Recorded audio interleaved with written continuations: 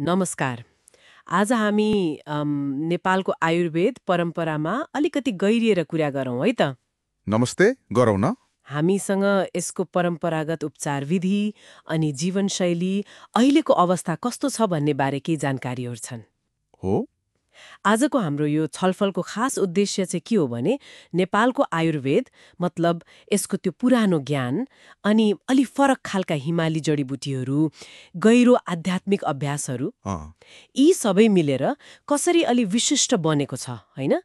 अनि आजकलका जुन चुनौतीहरू छन् नि त्यसको लागि केही फरक केही अद्वितीय अन्तर्दृष्टि दिन सक्छ कि सक्दैन भन्ने हो। एकदम। सुरुमा अलिकति पृष्ठभूमि बनाइहालौँ न त। आयुर्वेद भनेको त खासमा 5000 वर्ष पुरानो भारतीय चिकित्सा प्रणाली हो होइन त। हो, मूलत त्यताबाटै आएको हो। यसले शरीर, मन अनि आत्मा यिनीहरूको सन्तुलनमा जोड दिन्छ प्राकृतिक विधिहरूबाट। जस्तै जडीबुटी, खानपान, जीवनशैली परिवर्तन। यस्तै कुराहरू भयो होइन? हो, त्यस्तै।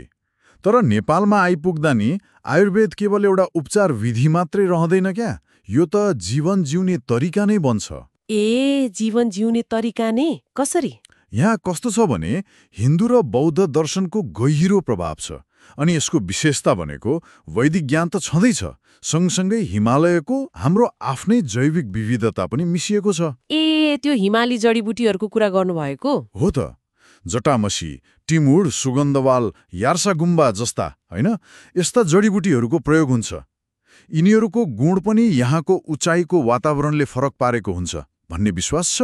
प्रयोग गर्ने तरिका पनि अलि भिन्न हुन सक्छ। अनि अर्को एउटा चाखलाग्दो कुरा पनि थियो नि, स्रोतमा धामी झाँक्रीहरूसँगको सम्बन्ध। त्यो एकदम महत्त्वपूर्ण कुरो हो।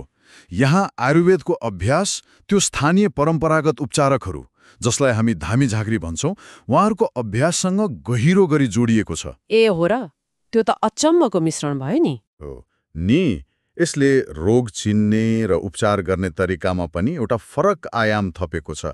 फेरि योग, ध्यान, आध्यात्मिक अनुशासन यिनीहरूसँग त यसको एकदम नजिकको सम्बन्ध भइहाल्यो। अनि रोग लाग्नै नदिने मतलब रोकथाम र जीवनशैली सन्तुलनमा चाहिँ निकै जोड दिइन्छ। त्यो धामी झाँक्रीसँगको एकीकरणको कुराले त मलाई साँच्चै नै प्रभावित पार्यो। यसले त अभ्यासलाई अझै समग्र, अझै स्थानीय बनाउँदो रहेछ। यस्तो बहुआयामिक प्रणालीलाई चलाउन, व्यवस्थित गर्न नेपालमा कस्तो संरचना छ त अहिले? यसको औपचारिक संरचना पनि राम्रै छ।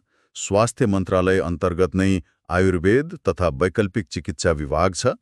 त्यसले नियमन, प्रवर्धन सबै गर्छ। अस्पतालहरू नि? सरकारी अस्पतालहरू पनि छन्। जस्तै काठमाडौँको नरदेवीमा राष्ट्रिय आयुर्वेद अनुसन्धान तथा तालिम केन्द्र छ।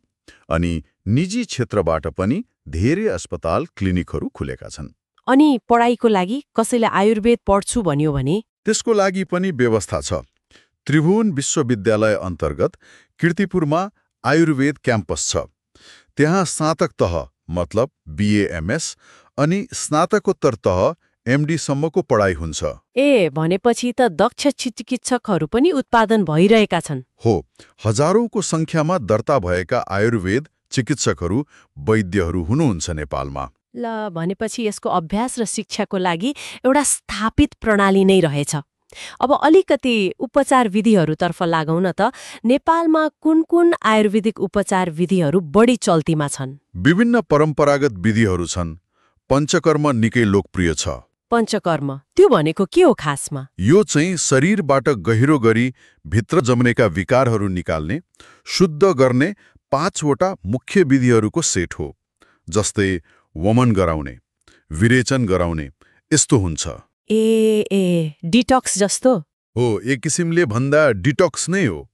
त्यस्तै अभ्यङ्ग मतलब तेलले मालिस गर्ने, अनि शिरोधारा, निधारमा तेलको धारा दिने, बस्ती मतलब एनिमा जस्तो, अनि जडीबुटीको बाफ लिने, स्वेदन भन्छ त्यसलाई, यस्ता विधिहरू नियमित प्रयोगमा छन्। यी विधिहरू सुन्दा त आरामदायी जस्तो लाग्छ, तर यिनी त गम्भीर स्वास्थ्य समस्याहरूको उपचारमा पनि प्रयोग हुन्छन् होला नि, होइन र? हुन्छन् नि, अवश्य हुन्छन्। आयुर्वेदले त शारीरिक र मानसिक दुवै खालका समस्यामा काम गर्छ। जस्तै कस्ता अवस्थाहरूमा मान्छेहरू आयुर्वेद उपचार खोज्दै आउँछन् बढी? अब हेर्नुस्, जोर्नी दुख्ने समस्याहरू होइन, पक्षघात भइसकेपछिको पुनर्स्थापना, पाचन सम्बन्धी गडबडीहरू, छालाका रोगहरू। मानसिक स्वास्थ्यको लागि नि आजकल तनाव चिन्ता त धेरैलाई छ नि। हो त, तनाव, चिन्ता, अनिद्रा जस्ता समस्यामा यसको भूमिका एकदमै महत्त्वपूर्ण छ। अनि हर्मोनल गडबडी, निसन्तान सम्बन्धी समस्याहरू, स्ट्रोक पछिको अवस्था, स्नायु प्रणालीका समस्याहरू, यिनीहरूमा पनि प्रयोग हुन्छ। समग्र स्वास्थ्य सुधारकै लागि पनि आउँछन् होला। एकदम। डिटक्स, पुनर्जीवनको लागि पनि धेरैले आयुर्वेद अपनाउँछन्। अनि त्यो हिमाली जडीबुटीहरूको विशिष्ट प्रयोगले गर्दा नि केही अवस्थाहरूमा अलि फरक, अझ राम्रो नतिजा दिन सक्छ भन्ने विश्वास पनि छ। ए र यो कुरा नेपालभित्र मात्रै सीमित छैन नि। नेपाल त अहिले वेलनेस पर्यटनको लागि पनि एकदमै आकर्षक गन्तव्य बन्दैछ। हो र? विदेशीहरू पनि आउँछन् नि। विशेष गरी पोखरा, काठमाडौँ उपत्यका अनि लुम्बिनी जस्ता ठाउँहरूमा विदेशीहरू डिटक्स कार्यक्रम, रिट्रिट अनि योग र आयुर्वेद सहितको आध्यात्मिक उपचार खोज्दै आउने क्रम बढिरहेको छ। ए त्यो त राम्रो कुरो भयो। हो, यही बढ्दो मागले गर्दा नै विशेष सेवा दिने केन्द्रहरू पनि खुलेका छन्। हो, जस्तै स्रोतमा उल्लेख भएको त्यो काठमाडौँ कपनको सहयोगी आयुर्वेदिक भन्ने क्लिनिक। उनीहरूले आयुर्वेदिक मसाज, एक्युपङ्क्चर, स्ट्रोक पुनर्स्थापना जस्ता विशेष सेवा दिन्छन् रे। त्यसले पनि यसको विस्तार देखाउँछ। एकदम हो त। संक्षेपमा भन्नुपर्दा नि नेपालमा आयुर्वेद भनेको केवल एउटा औषधि विज्ञान मात्रै होइन। यो त यहाँको संस्कृति, भूगोल, आध्यात्मिकता सबै कुरामा गहिरोसँग गाँसिएको छ। एउटा समग्र जीवन दर्शन नै हो।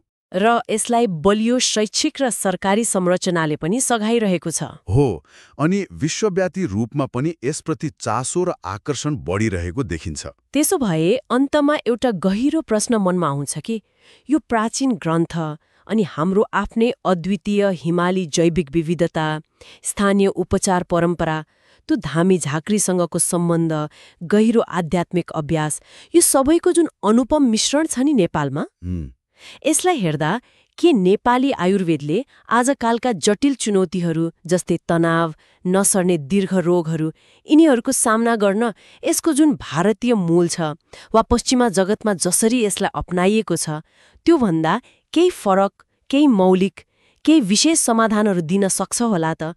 यो सोच्नुपर्ने विषय हो जस्तो लाग्छ।